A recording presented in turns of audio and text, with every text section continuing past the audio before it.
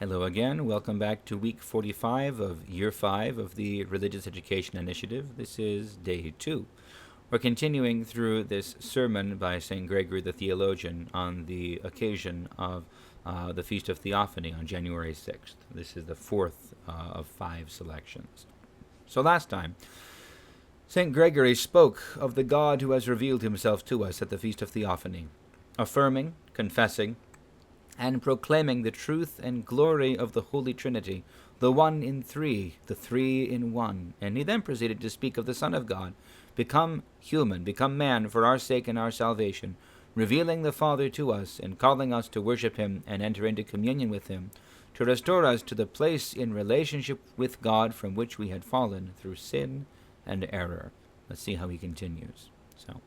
Therefore, at his birth we kept festival as was fitting, both I, the leader of the feast, and you, and all that is in the world and above the world. With the star we ran, and with the magi we worshipped, and with the angels, and with the shepherds we were surrounded by light, and with the angels we gave glory. With Simeon we took him in our arms, and with aged and chaste Anna we gave thanks. And thanks be to the one who came to his own as a stranger, that he might glorify his host. But now there is another deed of Christ, and another mystery. I cannot hold back my joy. I become inspired, and almost like John I announce the good news, if not indeed as a forerunner, at least from the desert. Christ is illumined, let us flash like lightning with him. Christ is baptized, let us go down with him, that we may also come up again with him. Jesus is baptized. Is this all? Or is it necessary also to attend carefully to the other matters? Who is he, and by whom is he baptized, and when? The Pure One is who he is, and he is baptized by John, and he is baptized at the beginning of his signs, that is when. What are we to learn, and what are we to be taught by this? To purify ourselves beforehand, and to be humble-minded, and to preach when mature, both in spiritual and bodily stature. So each lesson comes from, we purify ourselves because the Lord is the pure one. We are humble-minded because he is baptized by John. And we preach when mature, both in spiritual and bodily stature, because this is the beginning of the Lord's signs. Right? So the first lesson is addressed to those who rush to baptism precipitously and do not prepare beforehand or assure the security of their redemption through a disposition toward the good. For indeed, if the grace entails release from what is past, for it is grace, now still more reverent fear is fitting, lest we return again to our own vomit. The next lesson is addressed to those who rise up against those who dispense the mysteries, if in any way they surpass them in rank.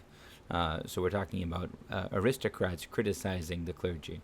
The third is addressed to those who are overconfident in youth, and consider that every time is appropriate for teaching or presiding. Jesus is purified, and you despise purification. He is baptized by John, and you rebel against your herald. He was 30 years old, and you, before you have a beard, presume to teach the elders, or believe you can teach, though you are not revered because of age, or perchance because of character. Here one speaks of Daniel, or this one or that one, young judges, and the examples are on your tongue. For all the guilty are ready with a defense, but the exception is not the law of the church, if indeed one swallow does not make a summer, nor one line a geometer, nor one voyage a sailor. Right? Yet as John is baptizing, Jesus approaches, perhaps also to sanctify the baptizer, and certainly to bury all the old Adam in the water. But before these things, and for the sake of these things, he approaches to sanctify the Jordan. As indeed he was spirit and flesh, so he initiates by the Spirit and the water. The baptizer does not accept it. Jesus debates with him. I need to be baptized by you. The lamp says to the sun, the voice to the word, the friend to the bridegroom, the one above all born of women, to the firstborn of all creation, the one who leapt in the womb, to the one worshipped in the womb, the one who was and will be the forerunner, to the one who was and will be made manifest. He says, I need rather to be baptized by you.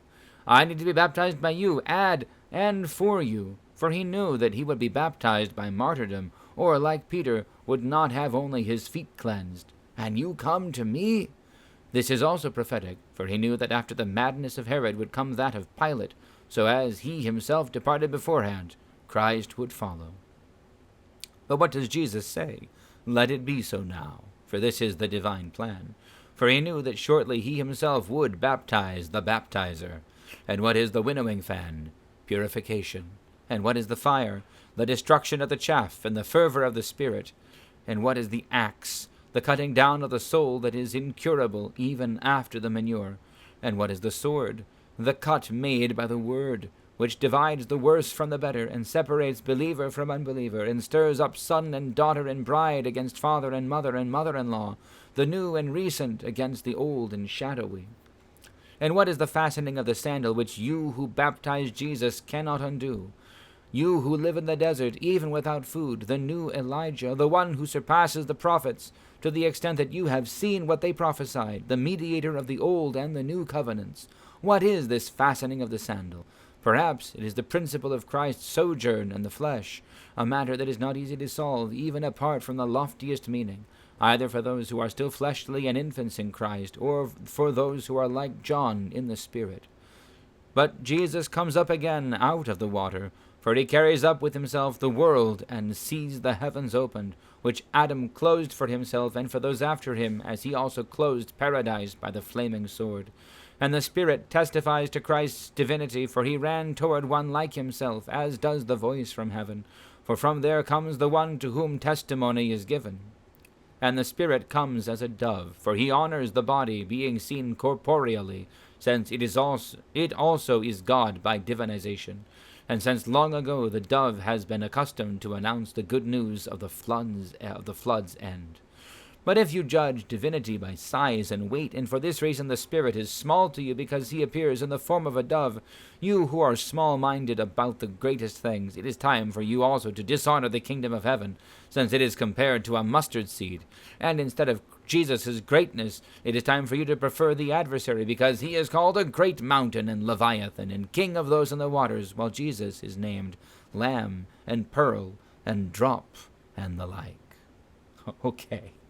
So, there's a lot of rhetoric here, and what St. Gregory is doing is he's moving he's moving very quickly from heresy to heresy to heresy, refuting, mocking, destroying them as he preaches. So, and there's more going on here, but these three lessons, Jesus is baptized,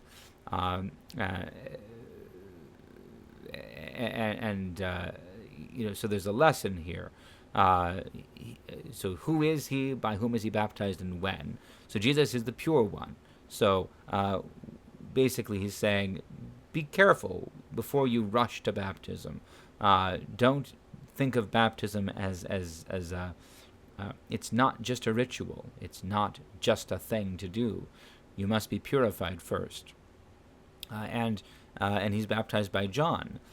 So there is humility present, humility in the face of those who have been given authority by the Lord, even if they are beneath you. So apparently there is in Constantinople, we see two problems already. A problem that some people are rushing to baptism without purifying themselves, without adopting and submitting themselves to the moral law of the church. They're just treating baptism as a light thing, to become Christians become Christians technically without actually taking up the cross of Christ. But then also apparently there are wealthy and noble aristocrats, powerful people, kings or senators, who are despising the clergy, who consider that they are better than them, who will not submit themselves and listen. And then finally, the last one, that Jesus is baptized at the beginning of his signs, which is to say now he's ready. So we too, he's saying, should wait until we are mature to preach.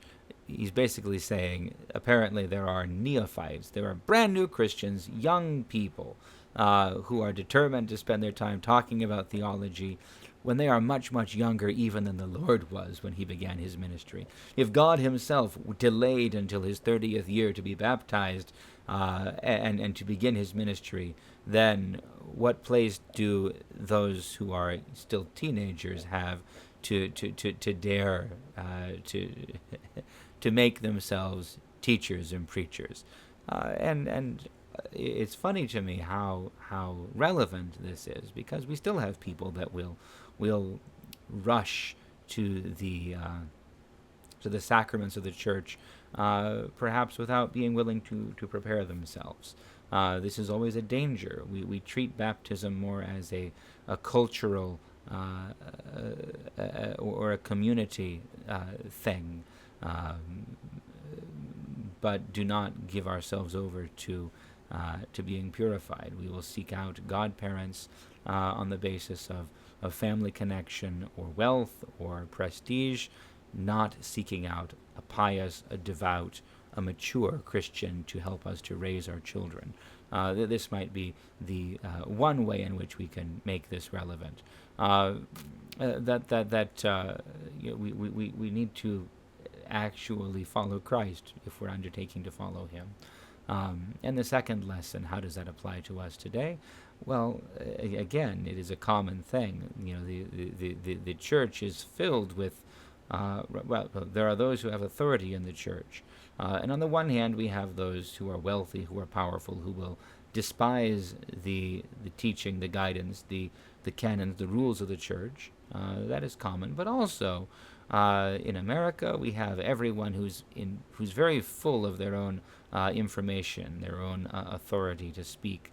So the clergy are now despised, and everyone has access to the internet, which apparently gives them much more information. But the clergy are the ones who have been entrusted with this responsibility. So it's dangerous to listen to a voice that is not responsible, that does not have actual responsibility for souls. And then, we see plenty of anyone can open up a YouTube channel and declare themselves the new arbiter of orthodoxy, and yet this they should not do. So these are the things that St. Gregory is speaking about, these and many others. So the way in which he engages with this is really striking. And then there's other things, but we've run out of time. So God bless you all. We'll see you shortly for day 3.